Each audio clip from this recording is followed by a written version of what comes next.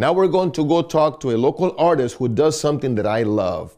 Bobby Rojan Lira is a technician at Pioneers Memorial Hospital and is also a filmmaker. Film has always been my passion, so as an adult, getting into photography, it's one of those inevitable thing where, you're going to end up, looking into making your own film, and that's where I am right now. What attracts me the most as far as filmmaking is concerned is it's a collaborative art. As a director, it's your job is basically to bring all these talents together and put together the vision that you have for a certain story that you wanted to tell. I've always wanted to, and I've been planning to go to film school for about at least 10 years now. And as you know, I do have a full-time job, and I have a family, so that really, takes away the chance of me going, and but I told myself, the only way I could start, learning how to do film is start doing it, and that's kind of what I did. Well, different projects have different inspirations, as far as Fence is concerned. That particular short film is inspired by true events, from people that have told me, experience that they have, on why they want to jump the border and come here, and also, it's basically an accumulation of people's story, embodied in one person, and that's what I wanted to show on my film. First of all, I don't have money neither, Roy, and I did it anyways. The only thing I could really advise people is just go out there and do it. Okay, you could spend months and months and years of learning how to make film, but to be honest with you, it's not about a diploma at the end of the day as far as making films. Really, nobody cares which school you graduated. They care about what film did you make, So my advice to them is go out there and make it.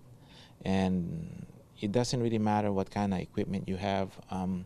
There are legitimate films out there that are just shot with their cell phones, The most important thing really is for you to be able to clearly tell the story to your audience, and tell it in a creative, fashion, the way you see it, And I think if you've accomplished that goal, despite your technical limitations on your cameras and sound and all that, I think you'll be okay, because everything else, it's a constant learning process.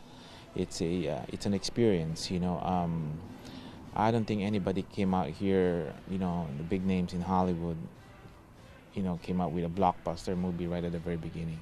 We all have our humble beginning, and that's what needs to happen is to go out there and do it and start your journey into filmmaking, So, and that's all I could say about that. Exactly. All right. And that's talent tip number 4. Just do it. Start your journey. Try something different. Try a new experience. Who knows, you might be very good at that.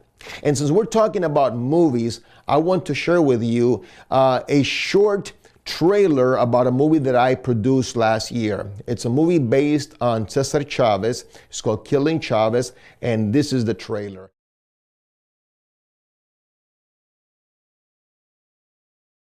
You don't mind if I sit here with you for a while, do you?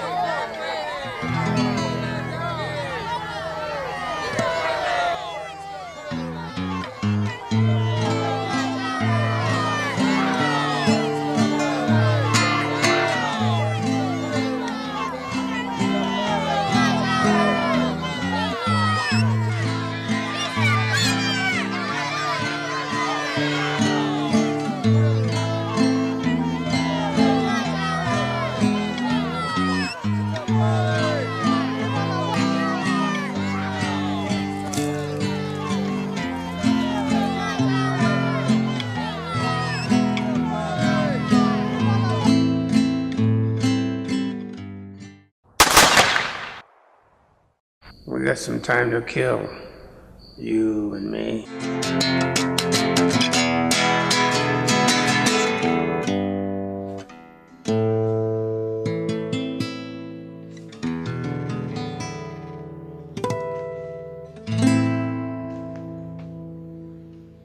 Okay, why not? Let's keep talking about movies since I love that so much.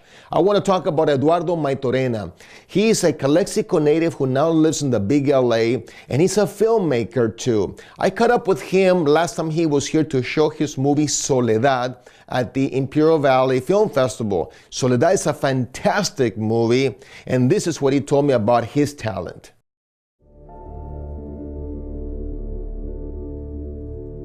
Heaven's got a plan for me. I'm going to reunite with my people.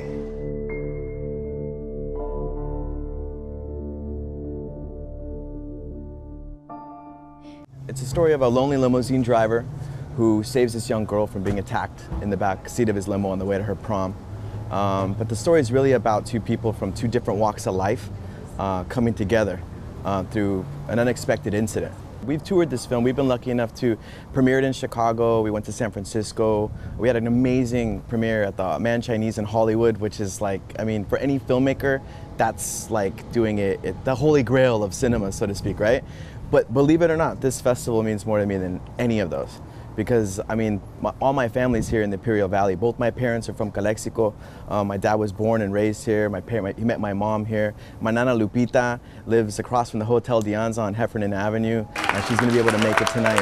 A lot of my extended families, my aunts, my uncles, my tío Luis, my tia Sandra, my cousin Oscar Lopez, my tia Silvia, my stepmom, Vinda Maitorena. Everyone's gonna be there and be able to see like something that I've been talking about since I used to spend summers here when I was 10 years old, 11 years old, you know?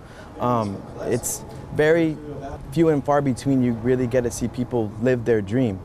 And I set my life like, you know, in this direction of always wanting to make a film. So to be able to come here to the Imperial Valley, deliver that tangible experience for my family to see if you work, if you have the vision, anything can happen. And that's what is most exciting me about being there tonight. Please, my name is Raquel. What was your name? Victor. It's nice to meet you, Victor. It's nice to meet you as well, ma'am. Ma'am.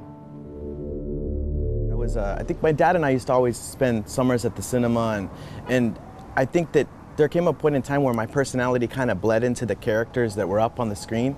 So it wasn't really even me anymore, you know? It's more of like a combination of all the art that I've been given, you know, by great filmmakers like Scorsese and Tarantino and Paul Thomas Anderson, and great actors like Pacino and De Niro. And it's one of the few things that I'm passionate about.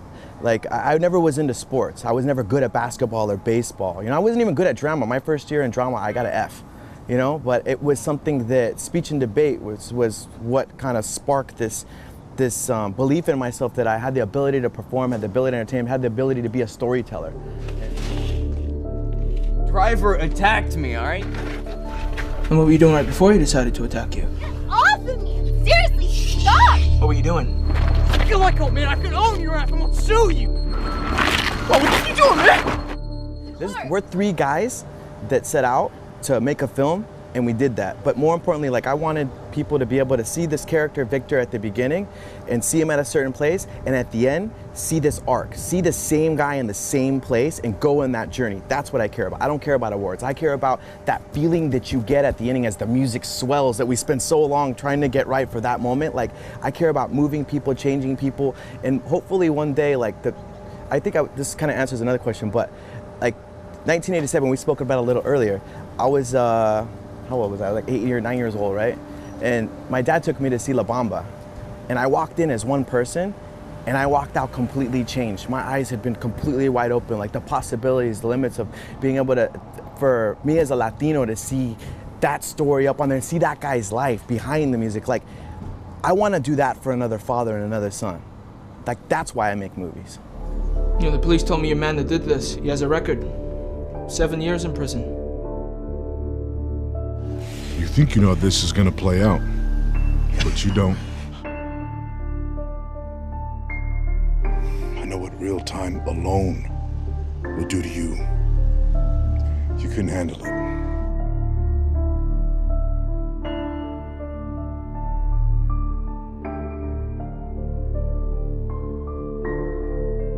That's talent tip number 5. Believe in yourself. So it doesn't matter what people think of you. What really matters is what you think of yourself. Let me repeat that. What you think of yourself is the most important opinion in your life. So, what's your talent?